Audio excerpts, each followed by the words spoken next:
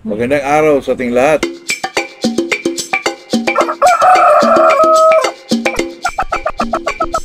Ito naman tayo sa ating bagong channel, new channel. This is Mercado Official.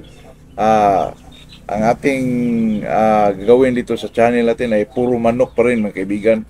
At saka ito ay enjoyment lang, katulad ng isang channel ko, kasi nagawa ako ng ganitong channel kasi dito natin ipakita ang mga manok natin kung mag-range o tayo ng mga sisiw. Dito natin ipakita, magbakuna tayo. Kaya naisipan kong magawa ng ganitong ibang channel po. Sana kung sino may yung nakapansin ay sana i-subscribe nyo rin ako at i-hit nyo yung notification bell po para updated kayo sa lahat ng mga video na informative po. Ito ay walang halong negatibo, ito ay enjoyment lang po. At saka pampahaba ng buhay po. Magandang araw sa ating lahat po. Pag-usapan natin ngayon, mga kaibigan, ay tungkol sa mga inae na hindi po nangingitlog kahit umidad na sila ng 8 to 9 months. Ay dapat yan. Yung iba mangingitlog na ng 6 months old, mangingitlog na. Pero pag hindi pa mangingitlog, mga kaibigan, abot pa sila ng 7, 8, 9.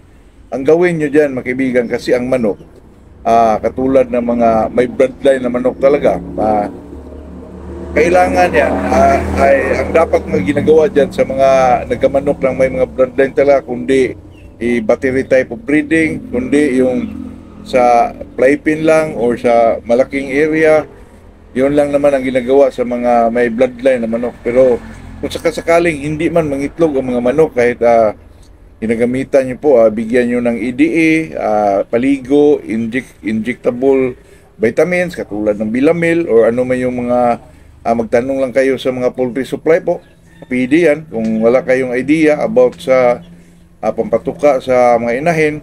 Pero ang pinaka-the best na gawin nyo dyan, mga kaibigan, ay kung may area man, ay pabayaan nyo po kahit munting area lang, saka may manok dyan na naka-cord at saka may fly pin ba na makapasok sila, may pugad, yung sa sarili nilang kagustuhan po na magpakasta.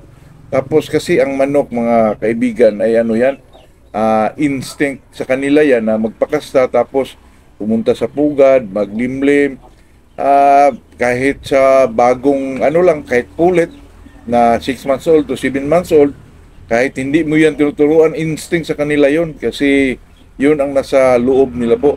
Kaya kung hindi man mangitlog ang isang manok, pabayaan nyo yan. Pabayaan nyo sa range or na sila lang ang gustong magpakasta. Kung mangyari na yung mga ganong sitwasyon, mga kaibigan, na mangitlog na siya, sa sunod na pagkakataon dyan ay automatic na yun, kahit ilagay mo pa siya sa pulungan, batira, kasi kadalasan or karamihan sa atin ay gumagamit talaga ng battery type of breeding, lalo na pag ganitong area lang, maliit na area yan ay kailangan talaga nating battery type, kasi kung pakawalan natin dyan, baka mawala pa, mahal. Pero pag ganitong sitwasyon na hindi talaga siya nangitlog, yun ang gawin natin, yung bigyan natin ng freedom ng isang inahin na makagala siya, tapos siya kusang magpakasta doon sa broodcock na gusto niya. Maglagay ka ng isang broodcock talaga doon na nakanet ba, tapos may paitlugan, may pugad, kusa siyang pumapasok doon at talagang susunod na wag ganyang kahit sa kulungan lang ay talaga mangingitlog na yung mga inahin nyo doon. Pero kung sakasakaling walang area o range, ang gawin nyo dyan, mga kaibigan, na maghintay lang talaga, kasi itong mga inahin naman, kahit hindi mo pakasaan, ay talagang kusang mangingitlog yan dahil sa kinakain nilang pellets, may mga vitamins kasi. Binigyan mo ng EDA, hindi pwedeng hindi mangitlog yan. Kaya kung meron naman tayong area na pwede natin ipagala, mas maganda kung ipagala natin.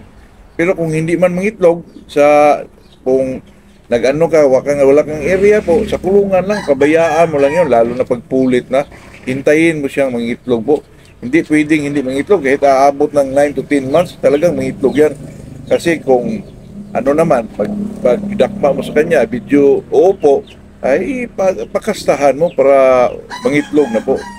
Yun lang po ang masasabi natin dyan. Kung hindi mangitlog yung inain natin, ipagala natin, bigyan natin ng freedom po na siya lang ang gustong magpakasta, siya ang pumunta sa pugwad. Hindi naman tayo magproblema yan kasi instinct yan sa isang manok po.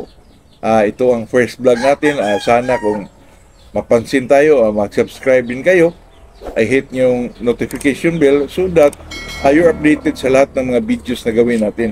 Ito hoy, pinapangako ko na hindi kayo po magsisi kasi ito educational ano lang to about chickens, kahit sa mga baguhan na po kasi isa itong guide, isa itong talagang hindi naman tayo na sundin yung educational lang ito mga kaibigan about chickens po, lalo na sa mga baguhan.